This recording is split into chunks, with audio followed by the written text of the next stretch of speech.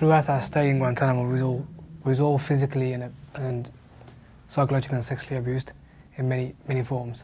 I know detainees who went into interrogation and they was threatened to be sodomized. I know of detainees who went into interrogation and came back crying because of what had happened to them. Guantanamo Bay was hell for us for 2.5 years, and that's never going to... It's like just asking a woman who's just been raped, will her life go back to normality? Never. And we're in the same boat.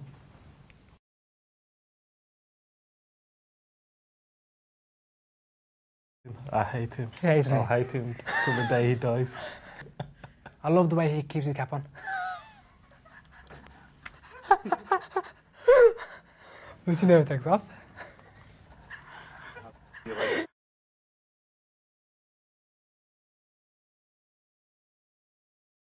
I didn't expect to have nothing special in life, just to get married, have kids.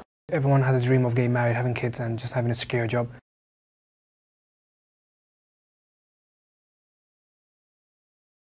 We was getting the chance to go to Afghanistan for like a few days, see the country, then come back. And the day that we arrived in Afghanistan is when the bombing started. And it was just, we didn't know what was going on, we were scared. There was bombs being dropped everywhere.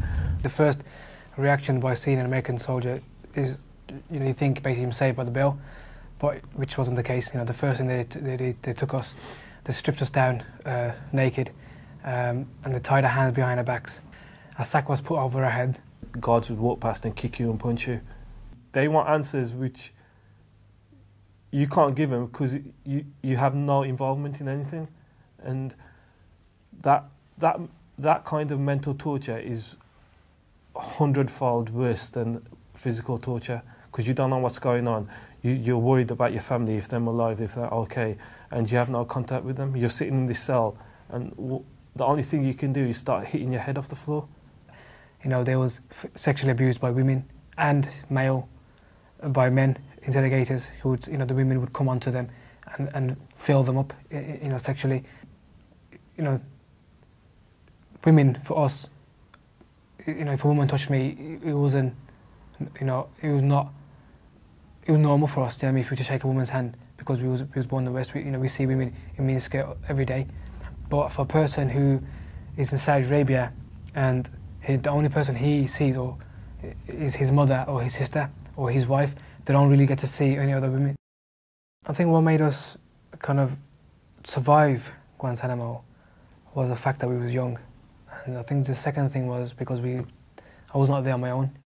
So anything that happened to me, I could relate to somebody that was very close to me. Being best friends from a young age, who else could you want in that kind of situation?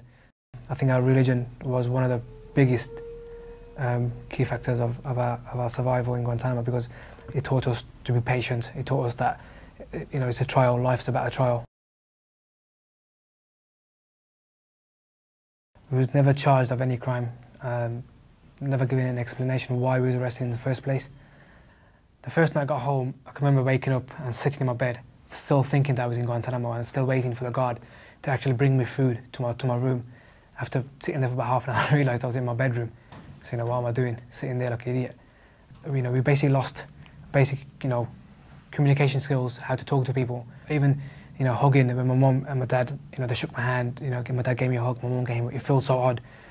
It felt so alien to me that someone's actually hugging me, because, we was kept in a cage like an animal. I was 22 when I got out, and I thought it was time right to get married. So I got married. I think everyone gets married. Yeah, alhamdulillah, it's been good. I got a daughter, got another one on the way, and it's stressful, but it's good. Getting married and having a child, which I just had a little girl 5 weeks ago, so that has helped me get through everything. Now you don't think about yourself as much. Now you've got some other responsibilities to think about. The drinks we drink, Coca-Cola, it's American. We still drink it. We still go to the movies and watch movies. So I don't think nobody hates. We don't hate Americans as American people. Yeah, George Bush should be held accountable for everything that happened in Guantanamo Bay. He was the president at the time, and he should be held accountable.